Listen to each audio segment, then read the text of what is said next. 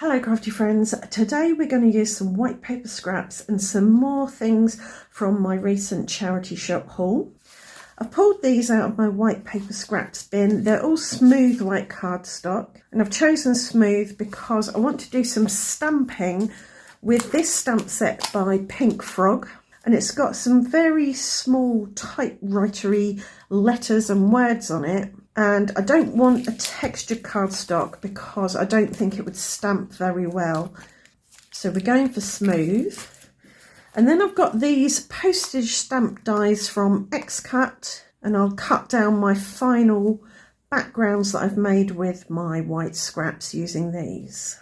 To get going, I'm just going to neaten these up, and I'll use some washi tape to tape these together so that I can treat this as one big piece of paper. Now I can flip that over and work on this side. Not sure where this is going, but I'm going to start by swiping over some milled lavender distress oxide. This is a very pale red violet colour. I'll go in a crisscross formation just to get started, get some colour down, create a bit of visual texture. Next, I'm going to use Kitsch Flamingo, which is another red violet, but more saturated, more intense, and stencil it on through this number stencil, which is from Indigo Blue. I've chosen a number stencil because the stamp set has letters on it, letters of the alphabet, and I thought numbers and letters would go nicely together. Again, just creating texture, adding colour, just playing. So I've got the big textural stamp here, and I'm going to use Seedless Preserves, which is another red violet. It's a darker shade, more intense. I put it on a block, although you don't need to put it on a block. You don't need perfect impressions because the stamp itself is very grungy. I've just put it on a block so it's easier for me to handle.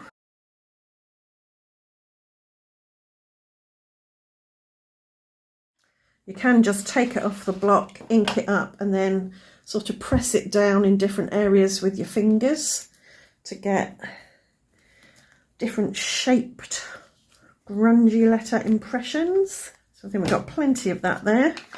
I'm going to give this a good mist with my DIY White Pearl Shimmer Spray to bring in some shimmer and shine, and I'm going to smush while it's still wet with a clean smusher, and hopefully that will maybe blend things together a bit. We shall see.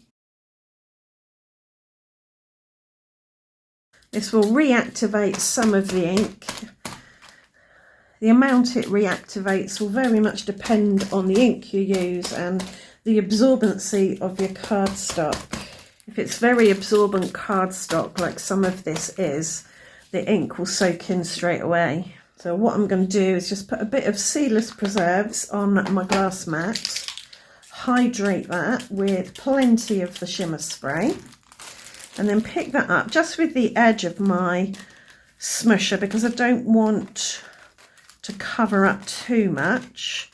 I can just kind of smush that on and make sure everything's kind of blended in together. Now use another scrap to pick up that because that will be useful for something else. Now I'm going to thoroughly dry this. And you know what's coming next? Yes, splatters. So I've got some gold metallic paint here. I'm just going to spatter it on. I'm also going to spatter on a little bit of green metallic paint.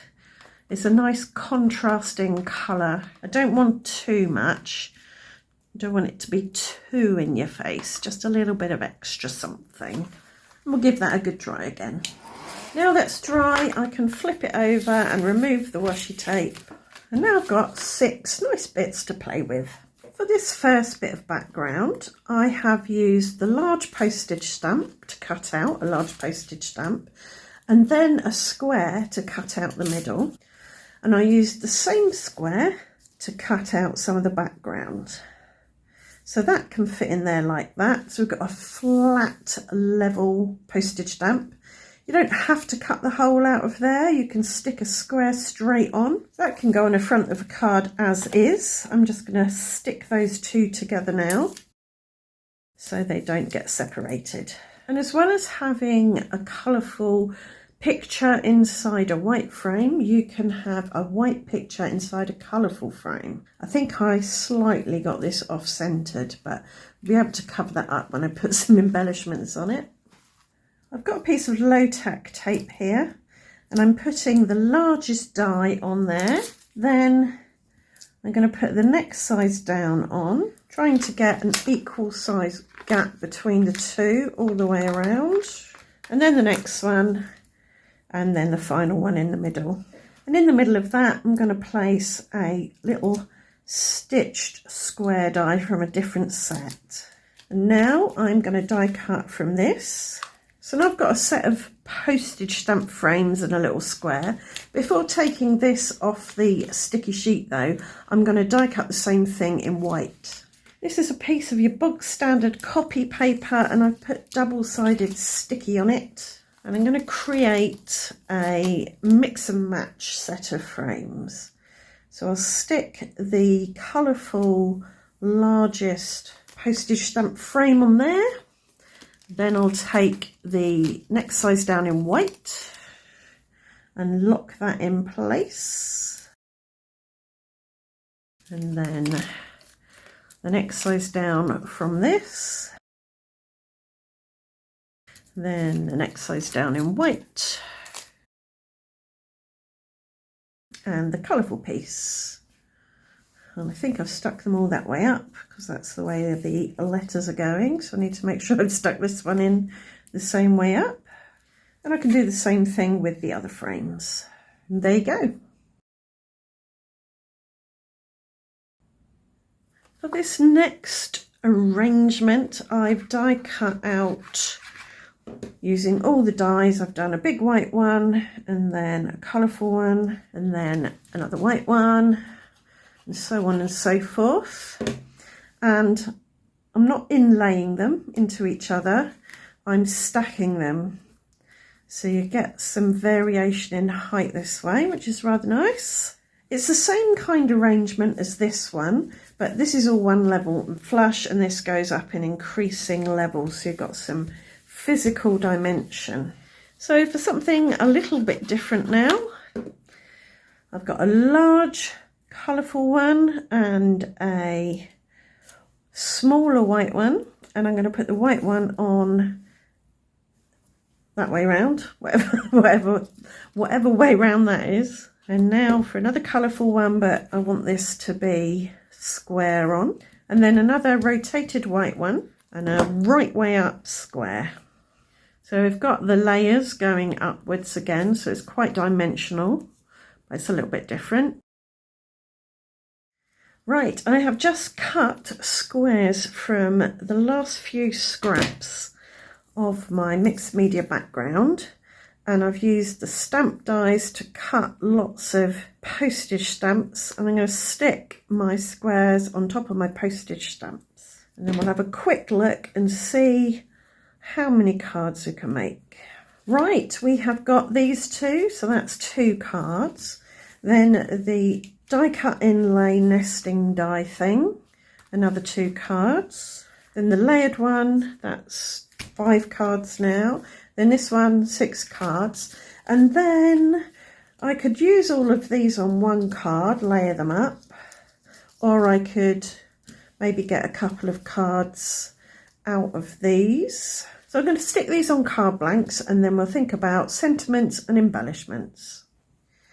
Right, I'm back. I got a little bit carried away and finished the cards off camera, but I finished them very simply. I made myself a batch of 6 by 6-ish inch card blanks, so they're all square. And for this one, I put the postage stamp bang in the middle, added a happiest of birthdays to you, which I stamped in black ink on white card and die cut out. I did a big stamping and die cutting session the other week and have lots of sentiments in my stash, so I just grabbed that. I popped that in the middle and then added some gold foiled hearts around the outside. These bring in more movement and energy, shimmer and shine, a bit of extra texture and dimension. And I pretty much did exactly the same thing with the postage stamp that I made with the reverse bits of this. It is slightly wonky, but I think because the sentiment draws your eye into the middle. You don't really notice the extra bit of space over here compared to here. That's my theory anyway. Here are the two inlay pieces. For this one, with the colourful square in the centre, I put 5 little hearts in that. So that kind of draws the eye there with the extra bling and shimmer and shine.